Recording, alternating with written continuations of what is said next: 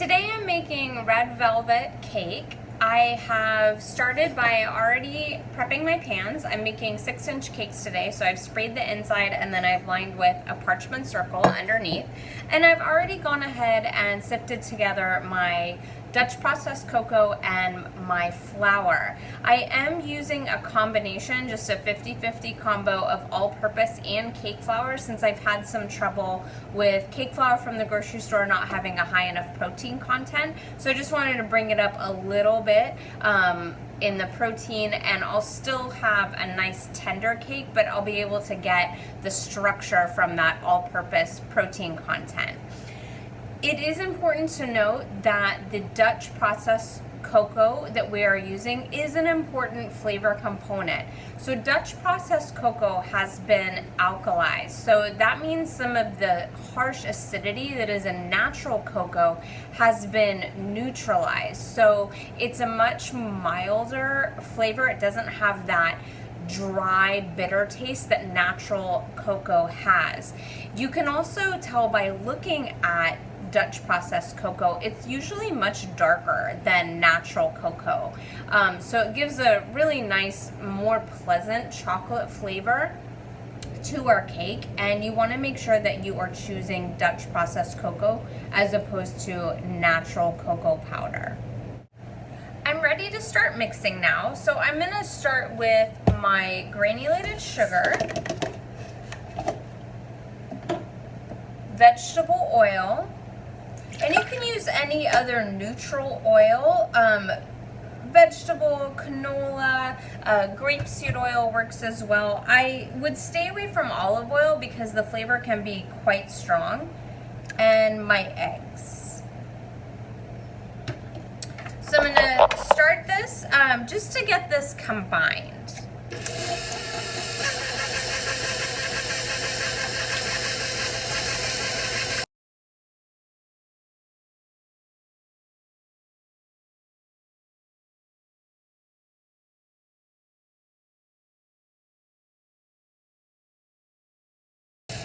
Now my mixture is beautifully combined. It actually kind of looks a little bit like lemon curd right now. It's really smooth, and with the aid of the sugar, my eggs and vegetable oil have actually formed this really beautiful emulsion. Next, I'm going to go ahead and add in my salt, my vanilla, and my red gel food coloring.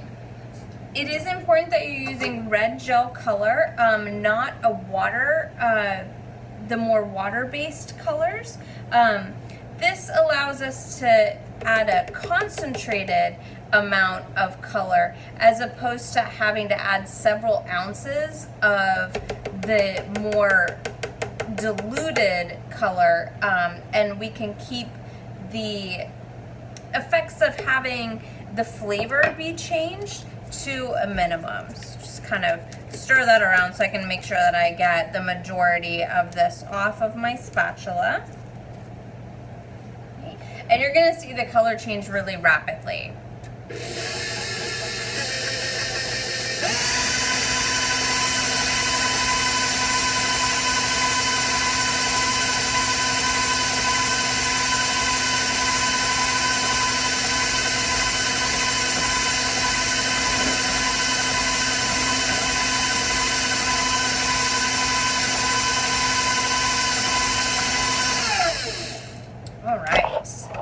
Give this a little scrape. Nice bright red color, exactly what we want to see.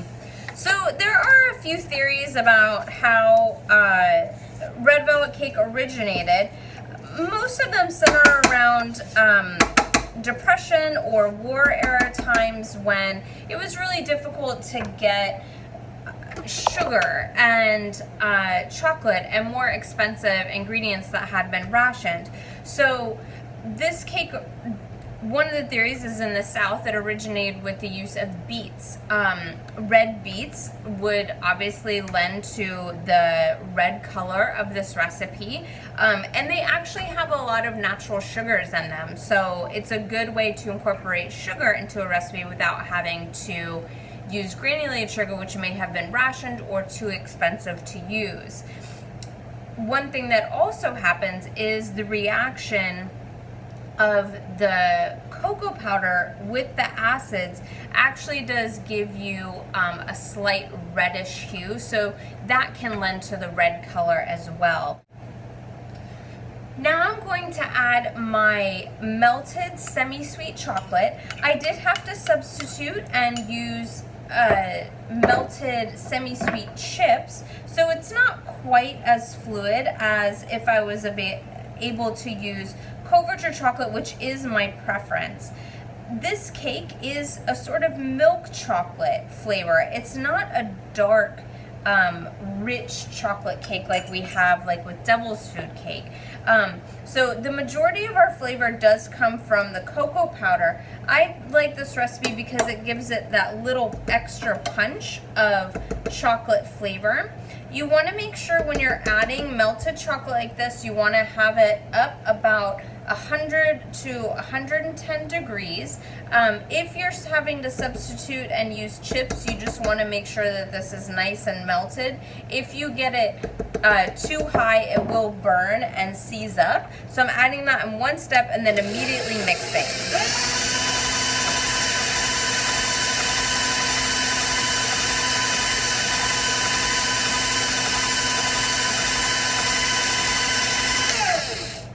What can end up happening if you add your chocolate too slowly or gradually is that the cold temperature of the eggs will actually set up the chocolate, and you can end up getting little slivers of chocolate that won't ever bake out, and they won't fully be incorporated into your batter. One thing that I forgot to mention, you'll notice that this recipe uses vegetable oil instead of butter. Using that liquid fat is going to give you a finished cake that is extremely moist, and it actually will have a slightly longer shelf life than a cake that just uses butter. Now I'm going to start adding my wet and dry ingredients in alternating thirds, remembering that I'm always starting and ending with my dry ingredients. Please note that the baking soda is not sifted in with your flour and cocoa powder. That is going to come at the very end in combination with some white vinegar.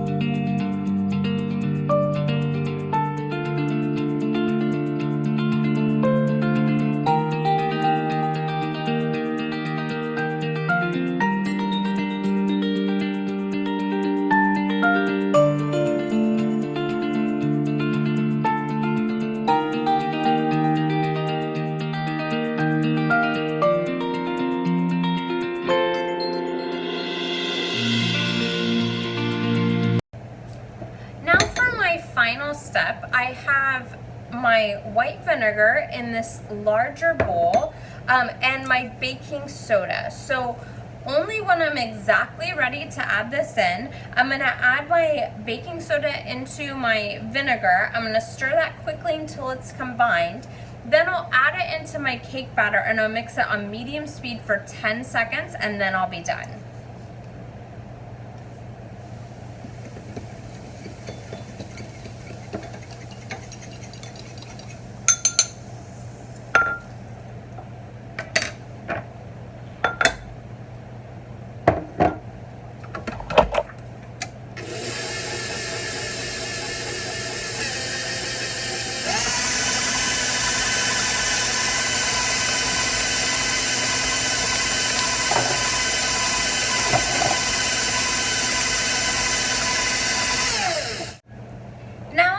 To fill my cake pans, and I'm going to fill these 2/3 full.